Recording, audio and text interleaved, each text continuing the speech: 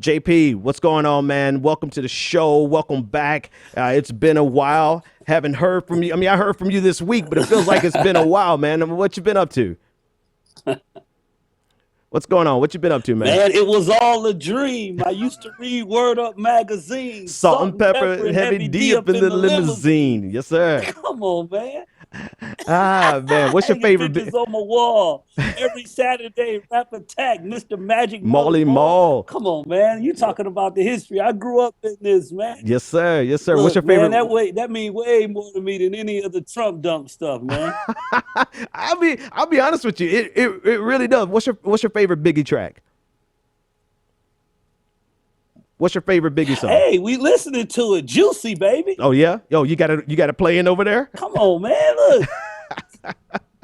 No, I'm sitting up here. Yeah, come on, man. So for me, man, it was always about the art. It was always about the form. And the other thing that, I was just listening to what you were saying. The one thing I know for sure is that we got studio gangsters and we got real gangsters. Yep. And what we have to be careful about is that studio gangsters ain't gonna do nothing but keep the beef on wax. Yeah. Real gangsters get gangster, and they will go out there and they will do something. And it really just shows you how much power and sway they have, man, and what can happen in somebody's life, because people rep this stuff for real. So yeah, man, it was speaking of that, Bobby, not to even remotely put Bobby Shmurda in the category, but it was sad and hilarious when Bobby Shmurda got caught up on those charges, because most people thought Bobby Shmurda was just some, I think it was DJ Academics who said he thought he was some old Nickelodeon clown dude. But Bobby Shmurda was up in Brooklyn, in New York, packing serious firepower. Like, he was taking his rap game so seriously. He brought the hood to the studio for real. And now he's locked up on some serious charges. We're not going to see Bobby Shmurda for a while here, but you're right. Some people keep the beef on wax, and other people take it to the next level. And more importantly than that was the fans, the people, right? So if depending on what narrative you believe, if it was somebody who was just out to get them, it would. Fans got seriously violent about this kind of stuff. So it wasn't just the rappers themselves. But anyway, I digress. You get the last word on this Biggie thing, man. No, it isn't. It isn't digressing. It is real. Folks take this stuff seriously, man. When you talk about who your top 5, man, you can end up with a fight afterwards, because people, this thing becomes real fast. And so for me, I go back to your classical lyricists. I'm an Eric B. and Rakim type of brother. Okay. I like to hear a thought. But look, to be honest with you, I knew Ice Cube was dope. The first time I heard him when he said, F the police, look, I knew for a fact that he was on to something right there. But what it is that, man, the masses try to get us to continue to promote self-hatred. And that's why we end up not realizing that we can profit off of what we're doing. It becomes real, and it's all about our braggadocious stuff becomes so bad that we literally are willing to take each other's lives, man. And that's the part that's crazy. That's scary. And it's crazy, man, because you really begin to think about how brilliant these men were. I'm sitting up when you talk about Tupac. I got so many songs, but the one that really messed with me is Changes. Really? Okay. It's Changes mess with me because of the words that it says. Because if you really listen to him, he begins to talk about the fact that he never thought he would see the day that a black man was in the White House. Yeah. He said, I see no changes. All I see is racist faces, misplaced hate. Listen, I'm listening at you. So we can go there, and you can really begin to see that these men are lyrical giants, but they don't even understand the amount of impact they can have. I love Eminem. When Eminem say, look, you can say, yeah, we say a lot of stuff on wax, but trust me, we all waiting to get our checks in the mail. Yeah. So you always have to be mindful that some of these folks are saying this stuff, but at the end of the day, they got a check. They trying to raise their family. Yeah. They sending their kids to private school. Yeah. Look, they have their business, and what we have to do is begin to do the same. man. Who So are your I'll top quit it five? right there, man, because this could be the hip hop hour for me. Yeah, no. We're gonna finish with our top five or even your top three. Give me let's do your top three. Who are your top three MCs of all time? You thinking hard over Top there. three MCC, man. This is difficult, man, because this is an era issue for me. So, like I said, I like Eric Yeah, B you and got to do it Rakim. based on the era. KRS One. Yeah.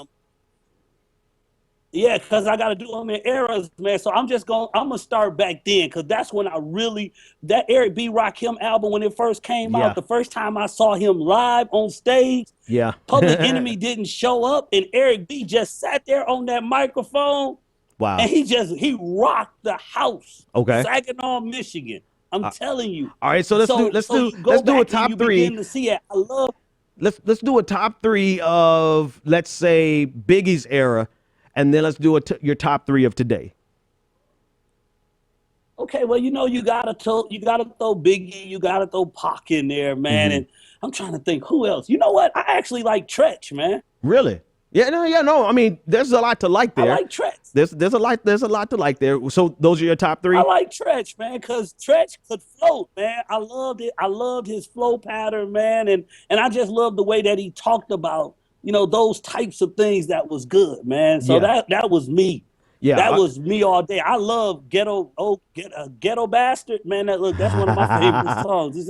It's definitely on my phone. The only one I differ, the only thing I do differently than you in my top three for that era is it's definitely Biggie, it's definitely Pac, and Nasir Jones, Nas. Those are my top three from that era. I know. Man, I can't listen, man. Come on now. I can't argue with you. I can't argue with Nas, man. Yeah, Forget that, man. I think his One Mic album might have been one of the best ones that ever. When he dropped One Mic was one of my favorite songs. And then also when he came out with You up on this for real though. I like that. Look, Preach that whole it. album.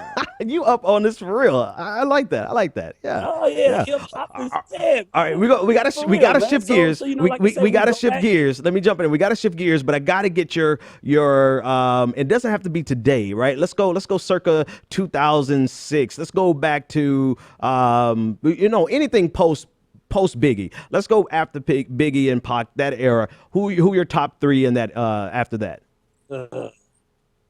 And we can go now, man. Let's talk about who we listen to now. Okay, let's go now. Who for me, like I said, I love lyricists, man. So I love Lupe Fiasco. I love B.O.B. Yeah. Him when he came out with F the Money, man. Yeah. Look, I love that joint, man. And B.O.B. I like B.O.B. Yeah. And hold on, who my other? Oh, Jay Electronica. I love Jay Electronica. I hear you, man. You've got respect right there. My top three right now. My top three are they're not controversial, but they're just my top. These are the three that I would listen to all day long. Old Kanye from College Dropout days. Kanye definitely. Man, I like Graduation, boy. Yeah, Woo! Graduation. Hey, listen, Graduation stays in heavy rotation. Now that I'm back in the gym, Graduation stays in the gym with me. So I think I'm gonna end up buying Kanye a notebook because they don't get paid much. I'm gonna end up buying him a CD or something from Spotify because he stay on rotation with Graduation. Good morning. Anyway, you got Kanye, I think he's really close to the top. Then believe it or not, there's one little small window there for Lil Wayne that Lil Wayne was killing. The Carter 3. Lil Wayne was the truth on the Carter 3. Pre-Carter 3, like back in the Hot Boys day, I couldn't listen to Lil Wayne for 5 seconds. But Carter 3, I've been listening to it ever since it came out. And then that last spot is hard, right? The last spot is hard. Like, I want to put Jay-Z in there, but I want to put Eminem in there. So it's a toss-up between them for number 3 in terms of who I listen to on a regular. But I gotta throw in now, man, my dude. I listen to both of them, man. Dude, Chance the Rapper. Chance the Rapper is like, I don't put him up there as a lyricist, but I put him up there as somebody I can listen to all day long. Chance the Rapper is coming with some heat these days. So I don't put him in the category of like any top 5 man. right now. We would be dead. We would be dead wrong if we didn't mention Kendrick Lamar. Kendrick Lamar can flow. Yeah. Matter of fact, Yeah. That song he made, that Yeah. song he made with J Rock, Pay For It. Yeah. Man, look, Man, I we're supposed to be love that talking song. politics, man. Come on. I've liked Kendrick We are Lamar. talking politics. I've liked Kendrick Lamar for a while now, but it's I don't know. I need in terms of me, in terms of the hours of listening, Kendrick Lamar doesn't get as much rotation as Chance the Rapper does now. So I don't know what that means. It doesn't mean that Kendrick Lamar is any less, because Kendrick Lamar is the truth. Like I would say by 2010, I was real heavy on Kendrick Lamar. But it's kind of like I'm really feeling Chance now, Chance the Rapper now. But in terms of who stays in rotation, it would be Eminem, the Carter Three. That's the only window I can give for Lil Wayne. I'm not really a fan of Lil Wayne outside of the Carter Three, and it really anything by Kanye, man. I'm like, even The Life of Pablo is starting to sound good to me now. So I can't even say the original Kanye as much as Kanye's whole breadth of work. I actually like I like Kanye. Anyway, let's shift gears. That we did.